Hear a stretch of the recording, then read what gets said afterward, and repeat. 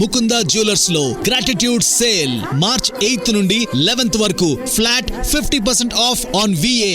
ఈ ఆఫర్ అన్ని బ్రాంచెస్ కి వర్తిస్తుంది. ఓకే, ఇప్పుడు రేపు 12వ తారీఖు నుంచి అసెంబ్లీ బడ్జెట్ సెషన్స్ నడుస్తున్న తరుణంలో కేసీఆర్ అసెంబ్లీకి వస్తారనే వార్తలు చక్కర్లు కొడుతున్న పరిస్థితి.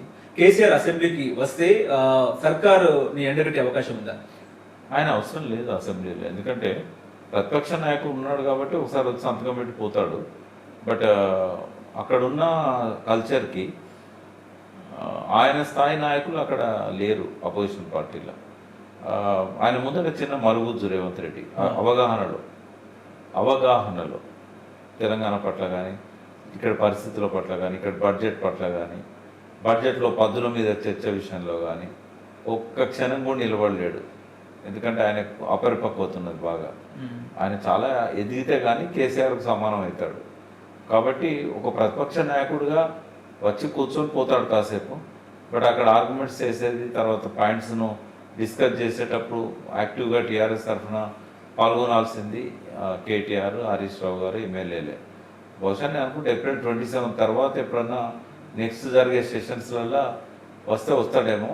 ఆయన రావాలంటే మర్యాదగా మాట్లాడడం రేవంత్ రెడ్డి నేర్చుకోవాలి.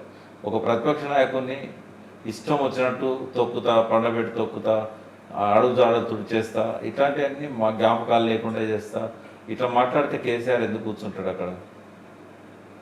ఆయన హుందాతనానికి అసెంబ్లీ ఇవాళ ఆ స్థాయి లేదు. అసెంబ్లీకి పూర్తిగా దిగజారిపోయింది.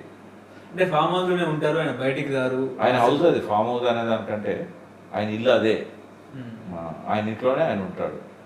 ఆయన నందినగర్ ఇల్లు సెక్యూరిటీ పరంగా ఆయన ఉండడానికి అది అనువు కాదు. ఆయన వేరే ఇల్లు లేదు.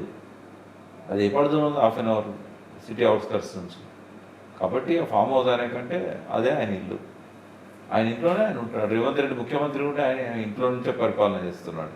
మరి కేసీఆర్ ప్రతిపక్ష నాయకుడిగా మీడియా ఉంది కదా, ఆయన ఇంట్లో నుంచి మీడియాతో మాట్లాడవచ్చు, ఇబ్బంది ఏముంది.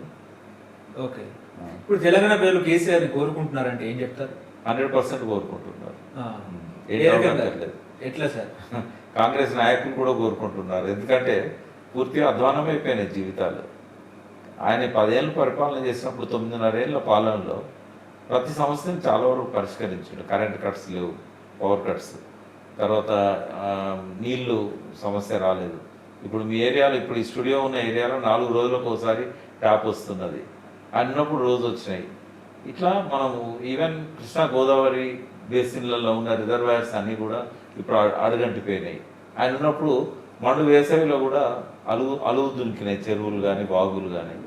30 ఏళ్ళ తర్వాత వాగులలో నీళ్లు పారడం చూసాం.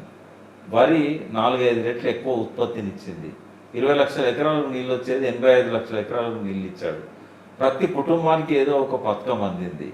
పెన్షన్స్ను, రకరకాల పథకాలను 10 రెట్లు పెంచాడు. 200 ఇచ్చే కాడ 2000 పోయింది. ఏ చూసినా కూడా ఎవరు అడిగింది కూడా కాదు. 400 పథకాలు ఇంట్రడ్యూస్ చేశాడు ఆయన. వీళ్ళు 400 హామీలు ఇచ్చి 4 పథకాలు అమలు చేయట్లేదు. ఆయన ఏ హామీ ఇవ్వకుండా 400 పథకాలు ఎవరు అడగకుండా చేశాడు.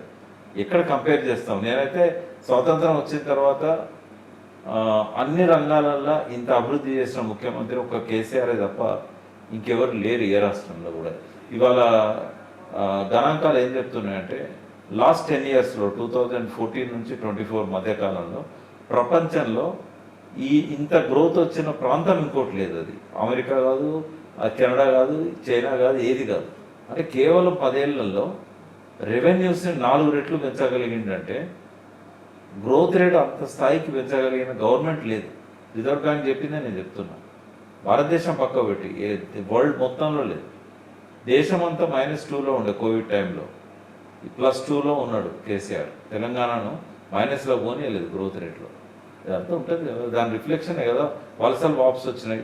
1,00,000 ఎకరాలకు కూడా నీళ్ళు రాని మహబూబ్ నగర్లో 11 లక్షల ఎకరాల్లో పంటలు పండినాయి. మిషన్ కాకతీయ 3-4 లక్షల ఎకరాలు కూడా చెరువుల కింద పండకపోయేది. అటువంటిది 15 లక్షల ఎకరాల చెరువుల కింద పంటలు పండినాయి. మొత్తం 30 లక్షల బోర్వెళ్లలో 10 లక్షలు కూడా లేకపోయేది. అన్నీ ఎండిపోయి, బావులు ఎండిపోయి, బోర్లు ఎండిపోయి, రైతులు 35,000 మంది రైతులు ఆత్మహత్యలు చేసుకున్న పరిస్థితి. కేసీఆర్ పాలనలో తగ్గినాయి కదా ఆత్మహత్యలు. ఇప్పుడు మళ్ళీ మొదలైనాయి. చేనేతకారుల ఆత్మహత్యలు మొదలైనాయి, వలసలు మొదలైనాయి. ఇంకా ప్రజలు కేసీఆర్ను అక్కున చేసుకోకపోతే రేవంత్ రెడ్డిని తెచ్చుకుంటారా? ఓకే. ఇప్పటికిప్పుడు ఎన్నికలు పెడితే దాదాపు ఒక 60-70 స్థానాల డిపాజిట్ రావు కాంగ్రెస్కి. వాళ్ళు గెలిచేది డబుల్ డిజిట్ కూడా గెలవలేరు. 7-8 సీట్ల కంటే ఎక్కువ రావు. అంటే కొన్ని సర్వేల రిపోర్ట్స్ ఆధారంగా చెప్తున్నారు. ఓకే. బీజేపీ కొంత బలపడుతున్నది, బట్ అల్టిమేట్గా అధికారంలోకి వచ్చేది టీఆర్ఎస్. ఓకే. ఎట్లా ఉంటారు ఫామ్ హౌస్ లో కేసీఆర్ రొటీన్ డైలీ లైఫ్? బాగుంటుంది, ఎందుకంటే ఒక డీవియేషన్ ఉండాలి ఒక పొలిటీషియన్కి. పొద్దున్న లేవగానే ఆ పచ్చదనాన్ని చూడడం వల్ల ఆ మనసుకు ఒక తృప్తి ఉంటుంది, మెదడు ప్రశాంతంగా ఉంటుంది.